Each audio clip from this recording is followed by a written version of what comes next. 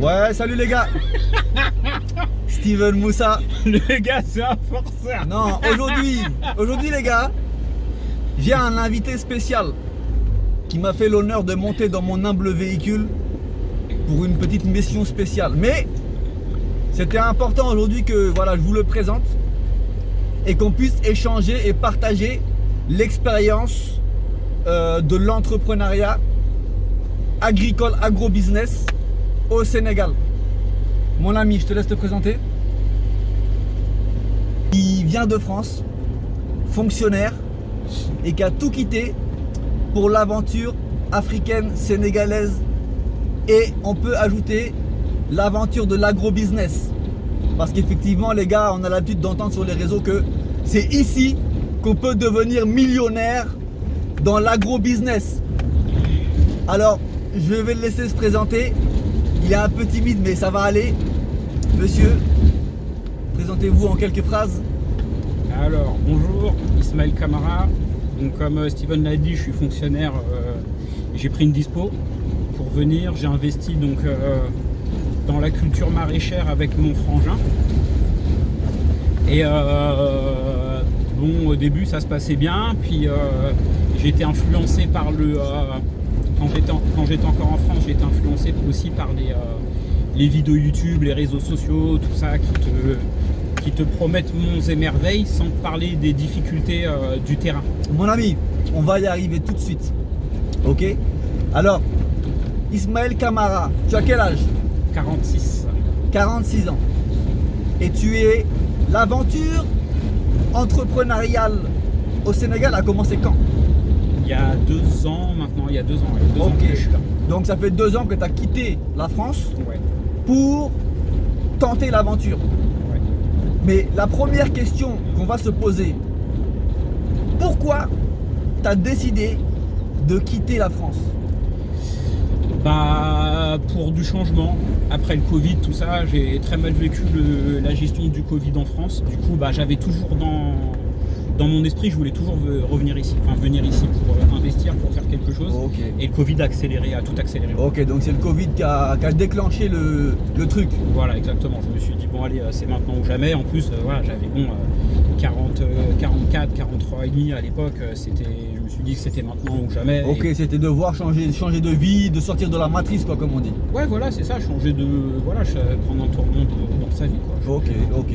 Et dis-moi, pourquoi tu as fait le choix d'investir et de te lancer dans l'agriculture? Bah parce que j'ai toujours été proche de la nature.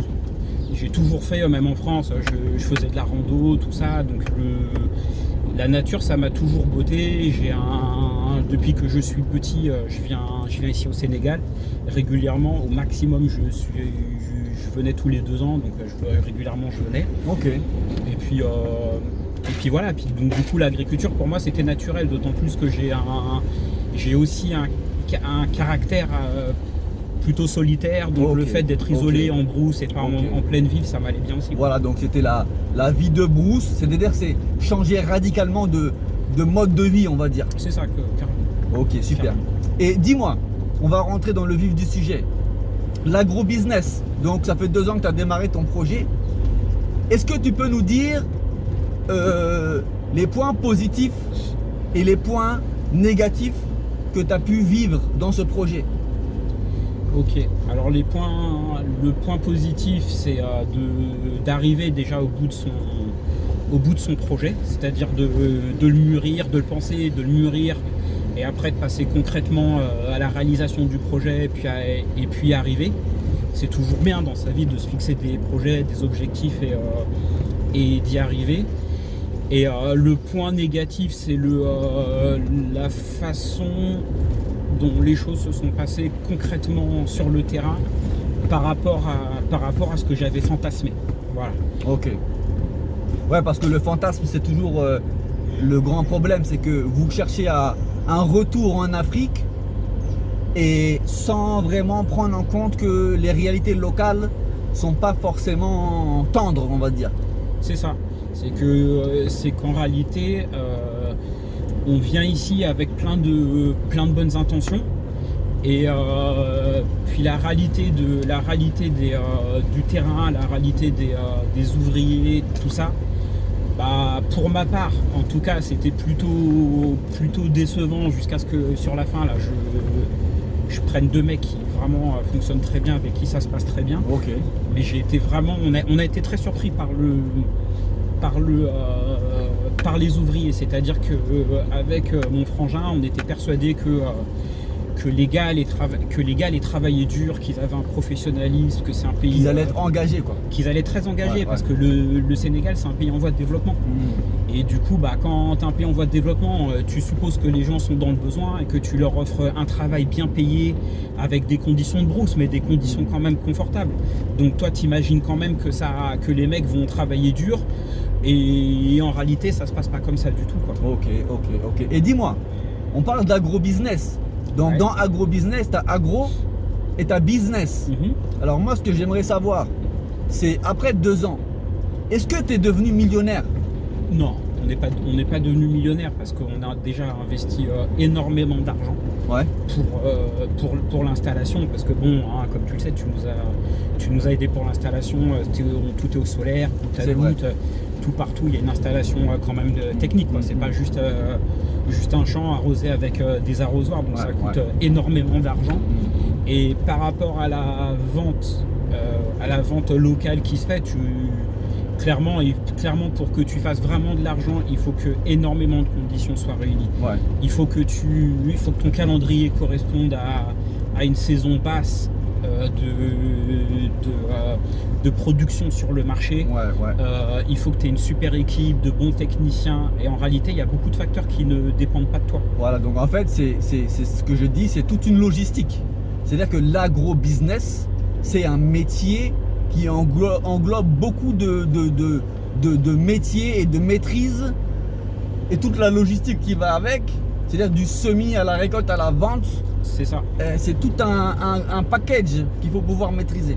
Exactement. Et puis bon, t'as ça, puis t'as aussi toute la partie, t'as aussi toute une partie technique que tu découvres. C'est-à-dire que t'as aussi l'acheminement des produits. Il faut aller chercher les produits sanitaires, les semences. Ouais. C'est pas partout. Voilà, c'est une gestion. C'est une gestion, parce Ok. que tu vois, bizarrement, j'étais très surpris de voir que ici on est dans un milieu hyper rural, Ouais. et pour trouver les semences que tu veux, il faut que tu montes à Dakar. Ouais.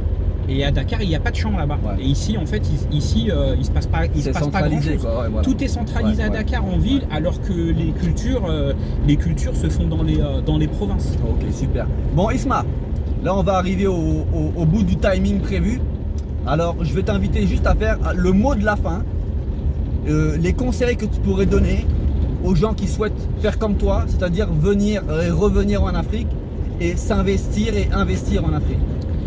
Bah, le conseil que je peux donner déjà, c'est de ne pas faire ce que nous on a fait, c'est-à-dire de se laisser bercer par tout ce qu'on voit sur les réseaux sociaux, avec le retour en Afrique, être millionnaire, comment planter des pastèques, être millionnaire, ceci, cela. Tout ça, c'est de la flûte, parce que sur le terrain, c'est dur. Tu te lèves à 5h30, 6h du matin, les journées sont extraordinairement longues pour pas grand chose. Et puis il ne faut pas oublier autre chose, c'est que nous, quand on vient ici en tant qu'Européens, les projections qu'on se fait avec les besoins qu'on a ne sont pas les besoins que les gens ont ici. C'est-à-dire que lorsqu'ici, ils te disent oui, vous allez faire de l'argent avec votre truc, en fait, quand eux pensent qu'ils se font de l'argent parce qu'effectivement ils se font de l'argent à leur échelle par rapport à leurs besoins, Ouais. alors nous, vu la vie, Les investissements et les investissements, et puis les attentes qu'on a aussi, Ouais. parce que quand tu investis des dizaines de millions comme nous on a fait, bah forcément tu as des attentes, et quand tu vois le peu de retour que tu as avec l'argent que tu as mis, l'investissement de travail que tu as, en réalité, bah, c'est ridicule. Exactement. En réalité, c'est ridicule. Donc, moi, je dirais qu'il faut être méfiant. Faut bien s'entourer. Faut y aller petit à petit. Faut pas investir trop d'argent au départ. Et faut venir surtout, je pense, la première des choses, pour moi, la chose la plus importante et ce qui nous a aussi un peu sauvés, c'est faut être débrouillard. Faut venir ici, faut être bricoleur. Ouais. Faut être capable de faire plein de choses soi-même pour avoir à compter le minimum possible aux autres. Ben écoute Isma, je te remercie pour ces mots de la fin. Je te remercie aussi pour cette petit épisode que tu nous as permis de déguster. Ok les gars, j'espère que ce petit épisode est le premier de la série dans ma caisse vous a plu.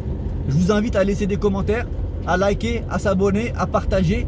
Et puis on est ensemble, Inch'Allah. Merci les gars.